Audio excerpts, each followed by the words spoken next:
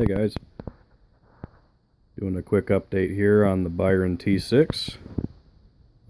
As you can see, it looks like I could take it out tomorrow and fly it, and it's about that close.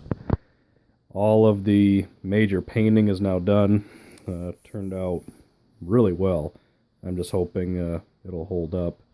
And the reason I say that is because of the scale exhaust location and having the carburetor right here.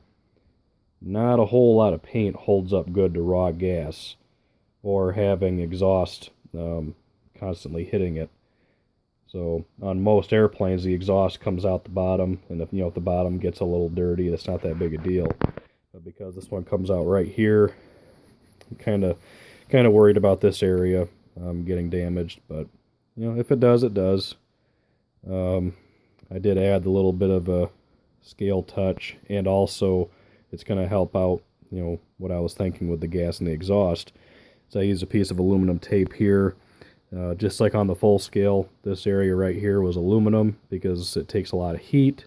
So if they were to paint this area, that was probably going to get damage from the heat from the exhaust anyway. So that is actually going to serve its purpose like it would on the full scale. Haven't been working on it very much lately. I've been not feeling too good the past couple weeks. Kind of hard to see in there, but the inside is pretty much finished, minus the gas tank and the receiver I'm going to use to fly it. You can see the bare spot right there where the receiver will go. The main battery's already in. I have a little 7-channel receiver in there right now, just so I could get everything programmed, because right now it is programmed. Everything is functional. Everything works well. The gear cycles and holds air, so that's a plus. So yeah, we're looking pretty good. Just mounted the canopy this evening, so it was a little tricky to get it just perfect because this canopy was not necessarily meant for this airplane. This is a Rolly canopy and a Byron T6, and surprisingly it matched up almost perfect. It took very little modifications to the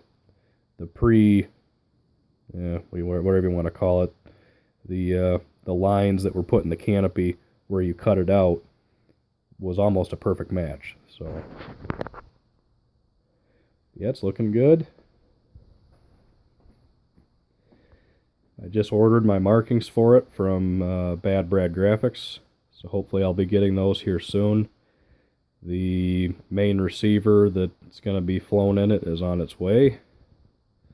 Decided to go a little bit of a different route on the receiver. Hopefully it won't bite me in the ass. As many of you guys know, I also fly FreeSky. Besides Airtronics and Futaba, I use FreeSky.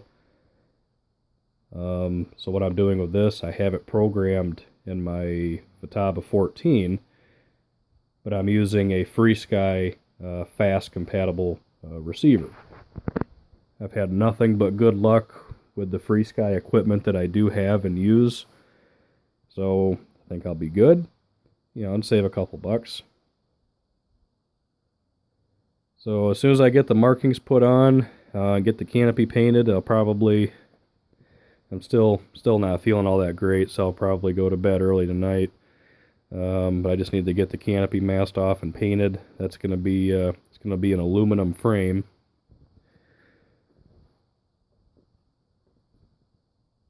So yeah, and as most of you have seen in my previous videos, I very, very much so enjoy aerobatics. And of course the T6 in the full scale was an advanced trainer, so of course pilots learned basic aerobatic maneuvers that were involved in combat.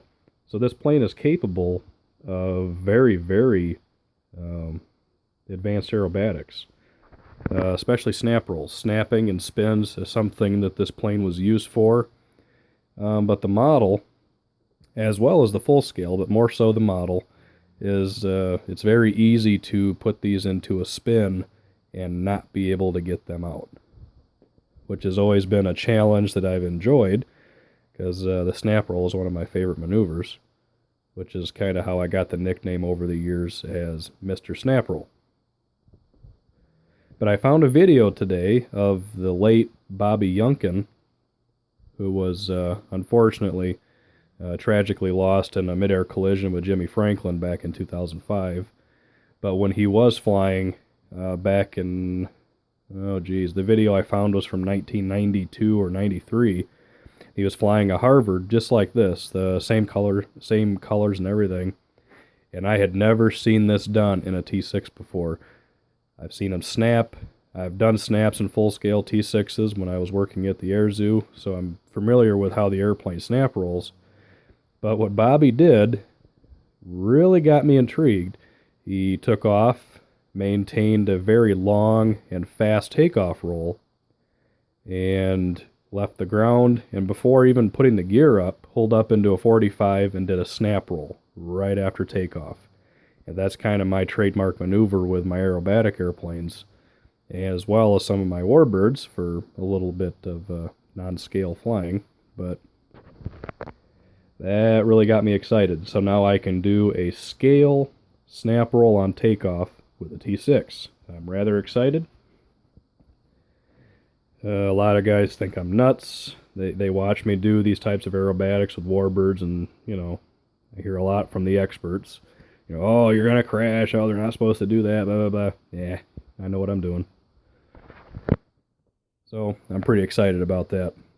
I can't really remember the name of the video, but just go onto YouTube and type in Bobby Yunkin T6 or something like that, and that video should pop up. It's pretty entertaining video. I've never seen anybody fly a T6 quite like that before, so I plan on flying this one very similar.